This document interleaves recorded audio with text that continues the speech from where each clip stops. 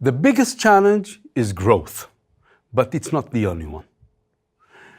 First, we have to gather all the data and the know-how of our pedagogical, unique bilingual education. This is one extremely important.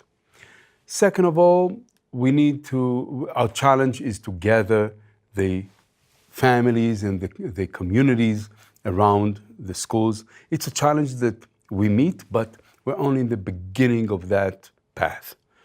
It should be, and it will be much more sophisticated. But the challenge of hand in hand is the growth. We need to, it is always a question, what is the critical mass of bilingual schools and communities, shared communities, that would create a change in the state of Israel? And what is that change? Making bilingual education and shared living of Jewish and Arab citizens common and welcomed in every city, in every city establishment, in the Ministry of Education or the Ministry of Welfare and Community Services of the government would adopt it as building new communities, okay, which are shared. What is the ultimate critical mass of such operations that would lead the general public to accept it? This is a challenge. Is it 10? We have now we have 6 with hand in hand and another 2, that's 8 bilingual schools in Israel. Do we need 15? Do we need 30? 100? 100 years ago, the kibbutz movement started in Israel, and there are now 280 kibbutzim. The kibbutz movement has changed the history of the country.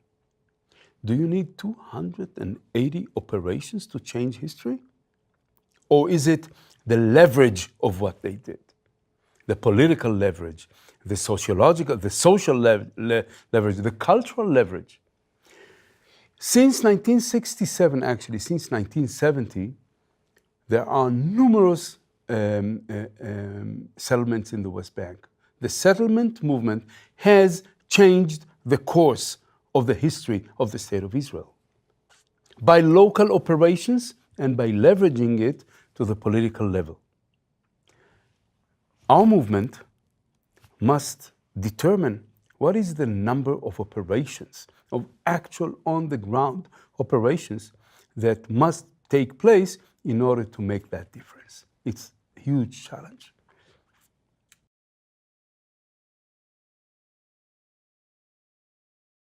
As CEO of Hand in Hand, I represent both Jews and Arabs. My Zionism is personal mine. It is not the organization's. Okay? Now, answering to your question.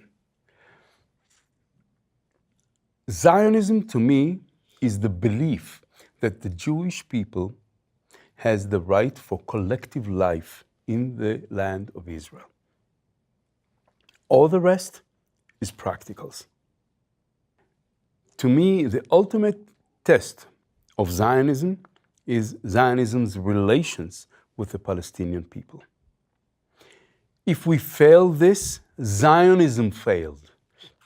If we succeed, Zionism succeeds. So far, in the first 100 years of implementing Zionism, we failed. Therefore, if we want to form a future for the Zionism, for the right of the Jews to determine collective life in the land of Israel, we must immediately form a partnership with the Palestinian people. Partnership, no less. Partnership is equal in the output and also in the input. That means the ownership over the framework between the sea and the river, which is Eretz Israel. Does this ultimately lead to a one-state solution? Not necessarily, political solutions are much more creative than the ideas. But the general idea is the relations between the Zionist movement and the Palestinian people. It must be good, accepted, and equal. To me, personally, I think it must be based on shared citizenship.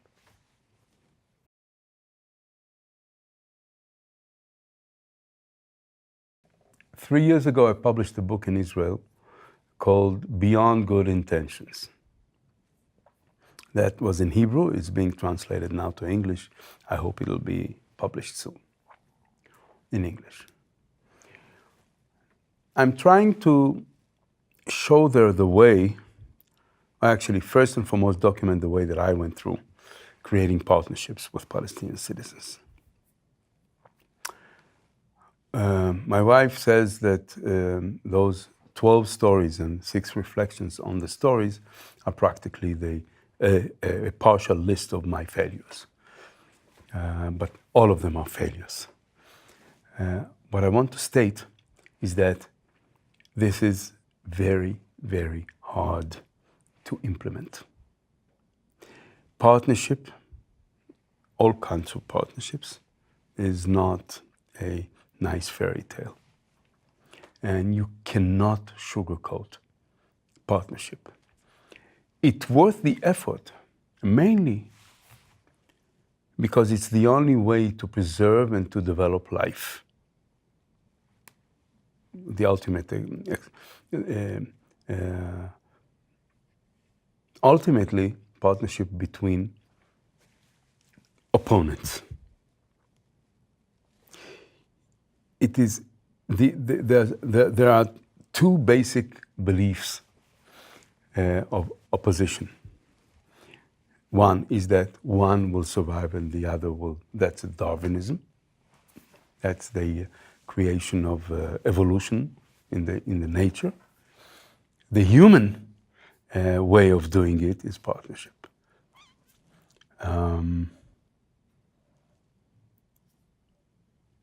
Partnership between men and women who are opponents. Ultimately, those of you who live together with the other gender usually know it's opposition. I've experienced in this almost 40 years now. But it produces wonderful fruits. But not only this one. Partnerships on the civic level between citizens and civilians is worth making all the efforts. So, on the Jewish side, you must give in power in order to create equal power relations. The stronger side must give in. It's very hard. Very hard. The Jewish, Israeli, kibbutznik, Ashkenazi male always wants to control the scene, to show the way, not because of me, because it's right, you know.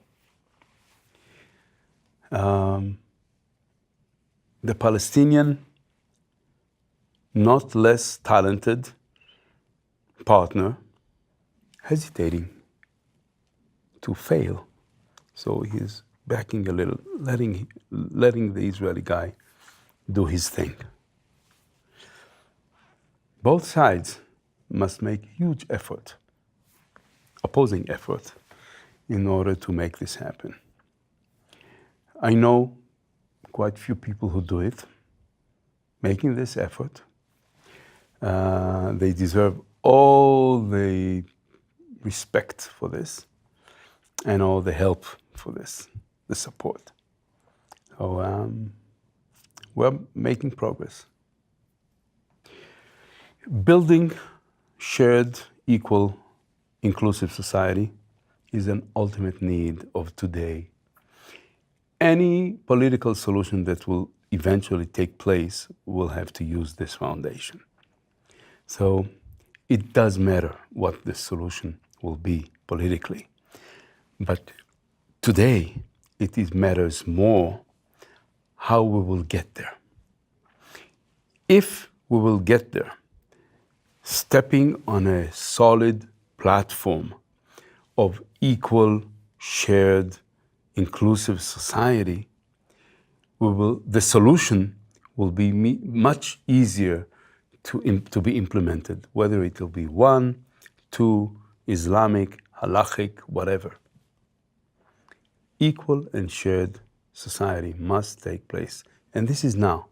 This is by building blocks of another school, another community, another school, another community, a network that brings them together, that elevates the local level of experience to the countrywide level. This is good for now.